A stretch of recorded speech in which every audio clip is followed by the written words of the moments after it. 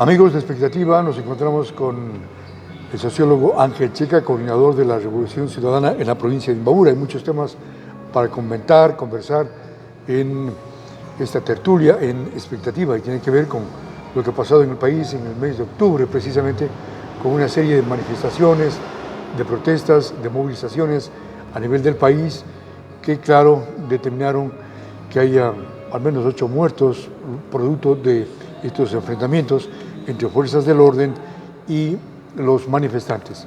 Ángel, buenos días. ¿Cuál es la lectura que tienes tú respecto de lo ocurrido en el país hace pocos días? Por favor.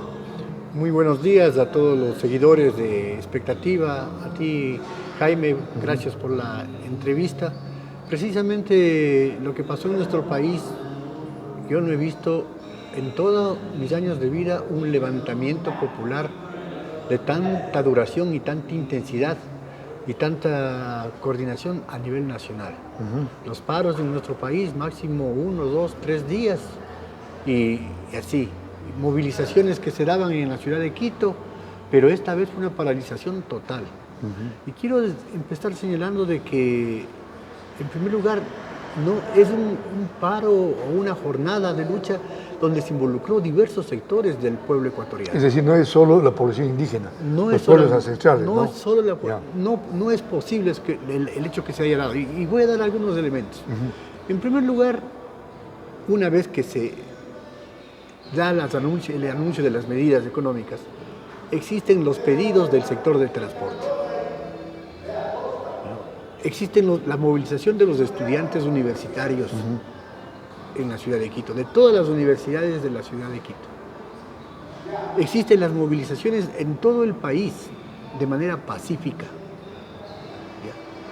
de todos los sectores, de los trabajadores de la salud, de los trabajadores de los diversos sindicatos públicos, diversas organizaciones barriales.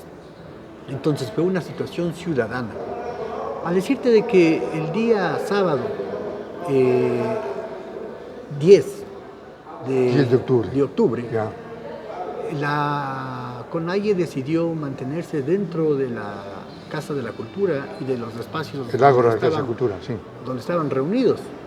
Sin embargo, Quito estuvo convulsionado y muchas ciudades del país también. Se tomaron la gobernación del Cañar, etcétera, de varias gobernaciones del país. Claro. Y Quito estuvo convulsionado, a pesar del toque de queda declarado por el gobierno. El pueblo quiteño salió en la mayoría de barrios populares desafiando el estado de toque de queda, el estado de sitio declarado en el Ecuador, desafiándole prácticamente al gobierno, no le importó la situación. Ahora, Ángel, el gobierno acusa y señala que hubo actos vandálicos, participación de sectores delincuenciales, terroristas, que hubo un plan orquestado para tumbar al gobierno. El plan orquestado para destruir el Ecuador nace del Fondo Monetario Internacional, del acuerdo FMI, del Fondo Monetario Internacional. Ese acuerdo que el gobierno está empecinado en llevar a cabo, va a ser la hecatombe de nuestro país. Va a ser la hecatombe para todos los ecuatorianos. Nos quieren dejar sin nada. Empiezan, ya este 21 de octubre, empezó el plan de privatización de la refinación del petróleo en nuestro Ecuador. Ya están los oferentes, las empresas que quieren privatizar el tema de la refinación de petróleo en el Ecuador.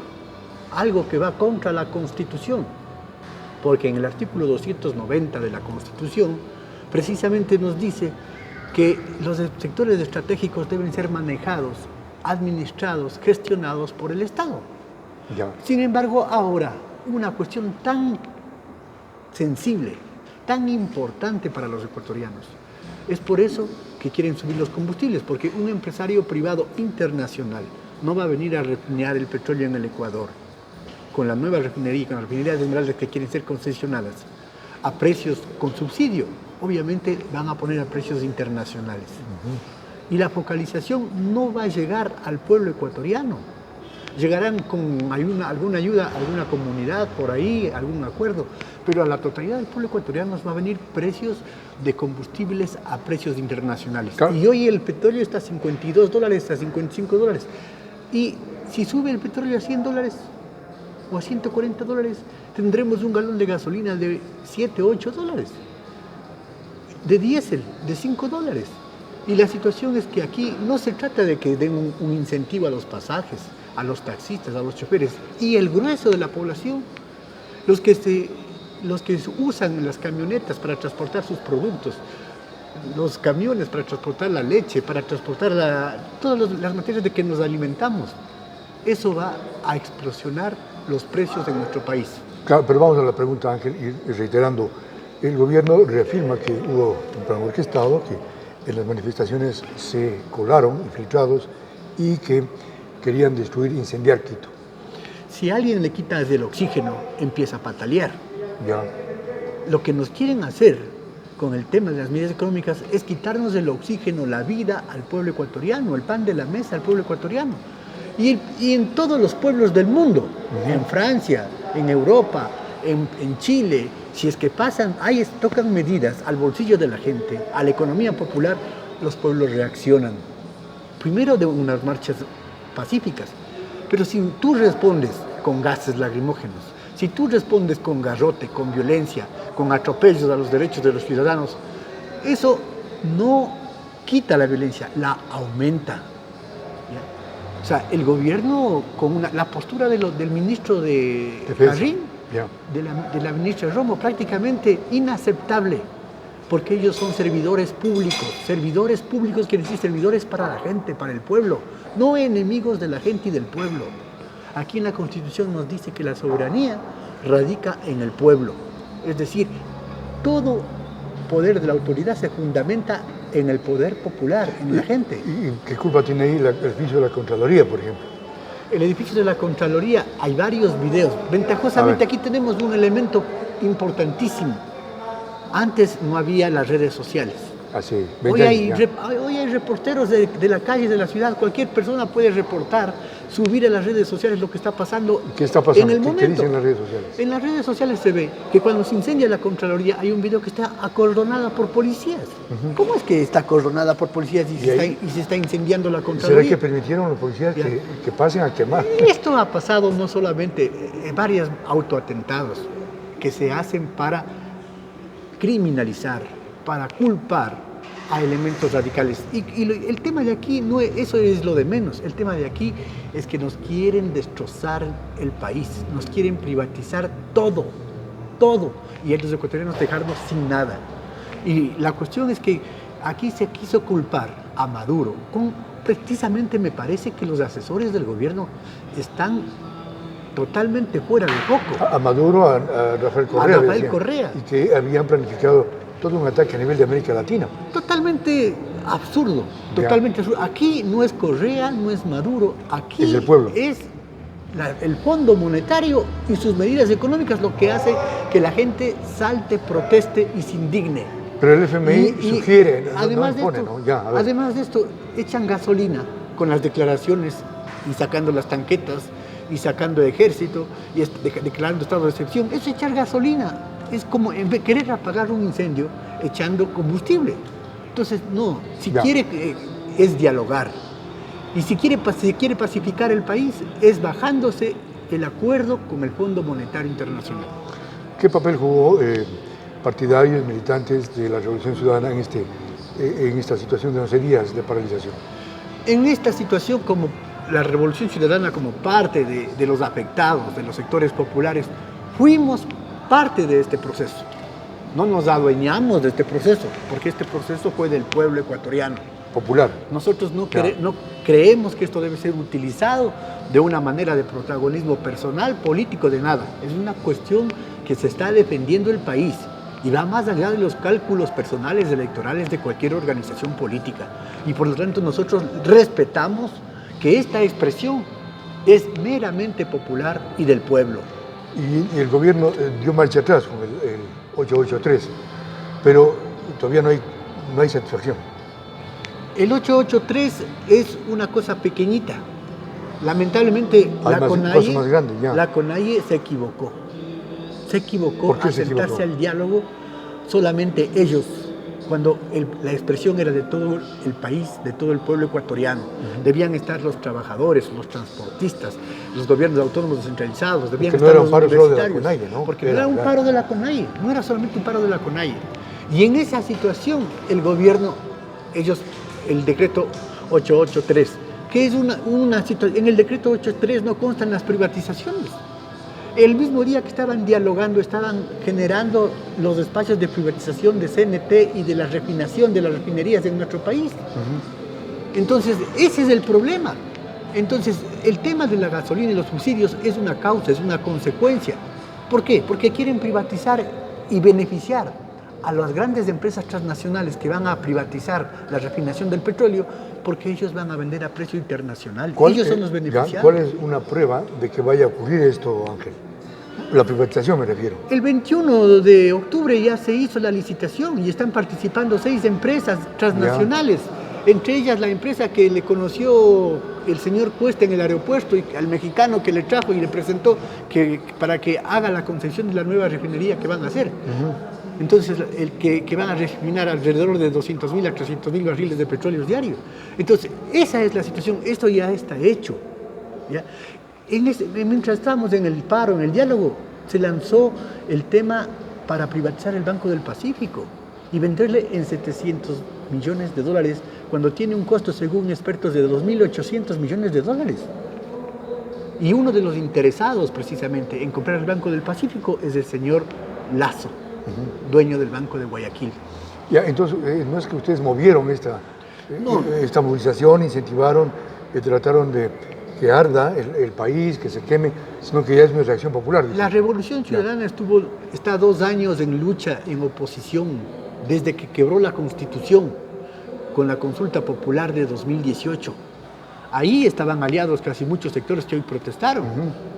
Ya, nosotros hemos denunciado, nos hemos opuesto, hemos hecho 4 marchas multitudinarias de 20.000, 25.000 personas en la ciudad de Quito, pero de carácter pacífico. Hemos sido reprimidos, hemos sido pacífica en nuestra protesta, pero hemos sido la fuerza coherente que hemos estado tanto en la Asamblea Nacional, tanto en las calles, tanto en los medios de comunicación, en diferentes expresiones, haciendo cacerolazos pequeños en las ciudades, pero hemos expresado nuestro rechazo a esta política neoliberal y de derecha a la cual el gobierno se ha asumido. Muy bien, la Asamblea, ¿cómo has visto tú el papel que desempeñó la Asamblea en estos días de conmoción social en el país?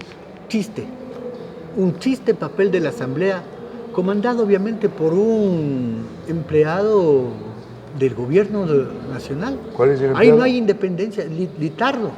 César Litardo, ya. No hay independencia de poderes. 11 días de conmoción grave en el país y la Asamblea de vacaciones. Y el bloque de la Revolución Ciudadana pidió, por escrito, por medios de comunicación, en ruedas de prensa, le pidió que reúna se hubieran salvado vidas. 10 muertos tenemos hasta el momento en el país por esa jornada de protesta. Y nosotros queríamos una salida democrática. ¿Cuál es la salida democrática? La que está inscrita en la Constitución del Ecuador. ¿Qué dice? Artículo 130, que es la muerte cruzada.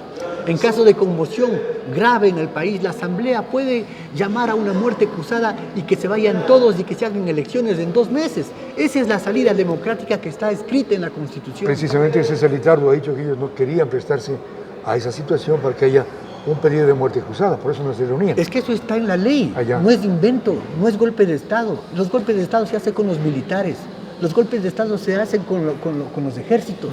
Es una manifestación popular de un pueblo que está reclamando su derecho a la vida.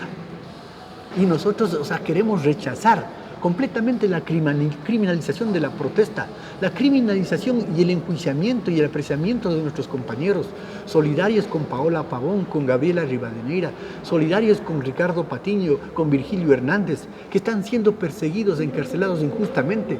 Lo único que pedimos es que se respeten los derechos que están inscritos en la Constitución y que se les permita a los compañeros defenderse como cualquier ciudadano de estos acusaciones. ¿Por qué los asambleístas, Gabriela Rivadeneira, Soledad Buendía y Carlos Viteri están refugiados en la embajada y ahora han pedido asilo?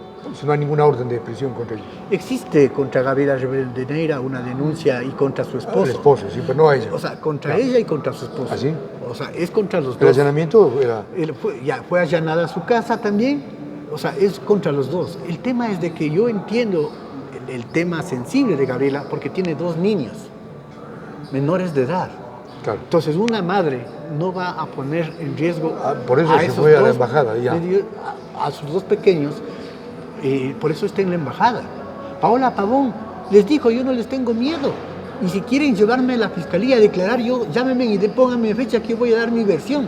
Ya, pero sin embargo, está detenida, ¿no? Está presa. Es del show, como la detienen a la madrugada, entran a su casa en paños menores, le entran ahí abusando, ventajosamente estaba con una compañera y filman para que no pongan nada, como le hicieron a Virgilio poniéndole plata porque Virgilio no estaba en la casa, porque Virgilio está prácticamente escondido. Él lo que pide, y lo ha hecho público, es que le quiten la orden de prisión para poderse defender en libertad y que le den los derechos ciudadanos. Y a Paola Pavón le mandan a la cárcel de la Tacunga solo por mensajes de celular que encuentran en el WhatsApp de lo que fue incautado en aquella madrugada. Y después, o sea, primero le meten presa y después buscan las pruebas de qué acusarla.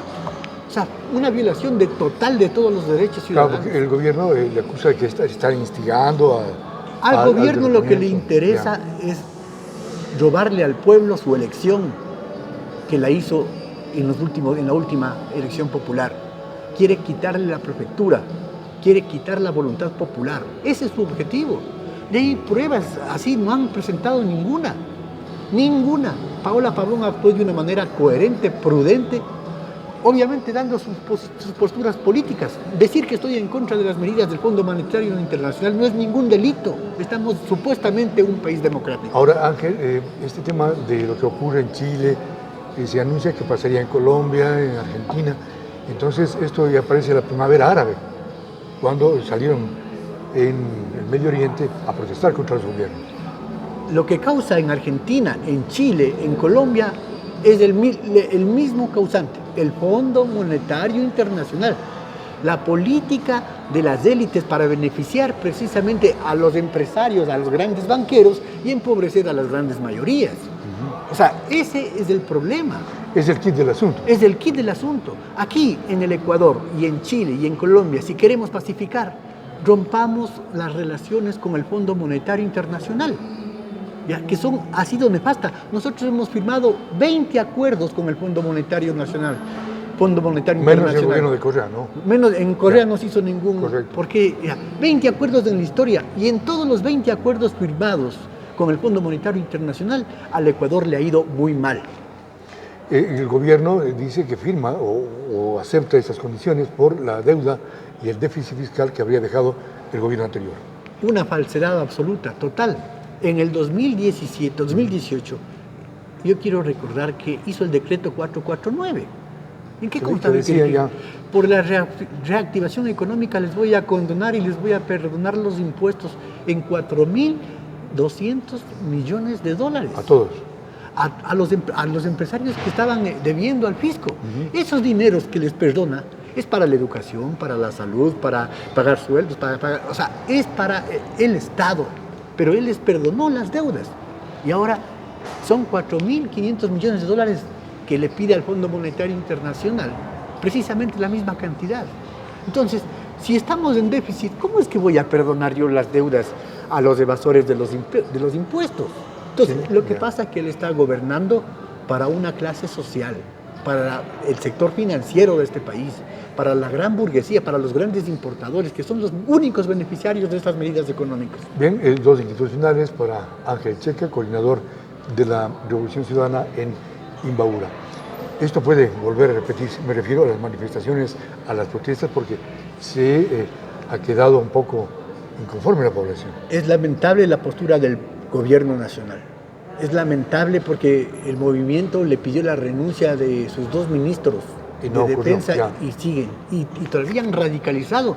Están diciendo que hay 19 grupos de insurgentes en el país y que están preparados para combatir la insurgencia y la guerrilla urbana. O sea, un discurso totalmente sordo al pedido de la gente, del pueblo ecuatoriano que le votó en las urnas, que por el voto popular están ahí.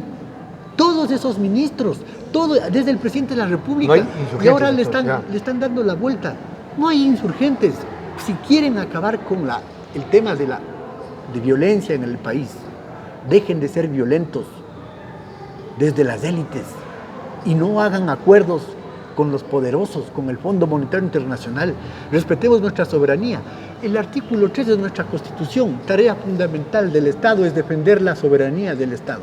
Al firmar el acuerdo con el Fondo Monetario Internacional, se viola totalmente la soberanía, se le entregan las empresas estratégicas a extranjeros. Y nosotros nos quedamos prácticamente en nada. Como dicen algunos analistas, no es posible castigarles en las urnas, porque es hoy porque nos quieren dejar vacíos, nos quieren dejar sin nada.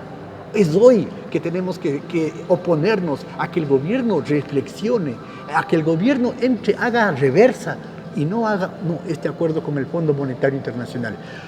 Hay una disyuntiva que tiene el gobierno de Lenín Moreno. O está con el Fondo Monetario Internacional o está con el pueblo ecuatoriano. O puede, si está con el fondo, puede caer también, como ocurrió con Lucio. Yo no digo que puede caer, pero yo creo que el pueblo ecuatoriano, si va a tener un galón, un combustible que sube 123%, como lo fue en estos días, ya bajaron, y fue solo el inicio, o sea, las medidas van a venir, porque hay la privatización de la refinación. O sea, esa es la causa. O sea, no es que no va a venir la alza de la gasolina.